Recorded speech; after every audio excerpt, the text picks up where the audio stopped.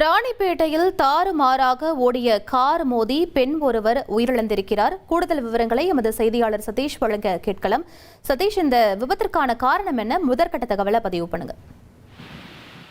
வணக்கம். பெங்களூருவிலிருந்து சென்னை நோக்கி சொகுசு கார் ஒன்று சென்று கொண்டிருந்தது. இந்த காரை சண்மதி என்ற பெண் ஆசிரியர் ஓட்டி வந்துள்ளார். சரியாக கார் காவேரிப்பாக்கம் அருகே வந்தபோது மேம்பாலத்தின் மீது ஏறி இறங்கும் போது அதிவேகத்தால் ஓட்டுநரின் கட்டுப்பாட்டை இழந்து சாலையோரத்தில் நின்று கொண்டிருந்த கட்டிட தொழிலாளிகள் 4 பேர் மீது மோதி விபத்துக்குள்ளானது.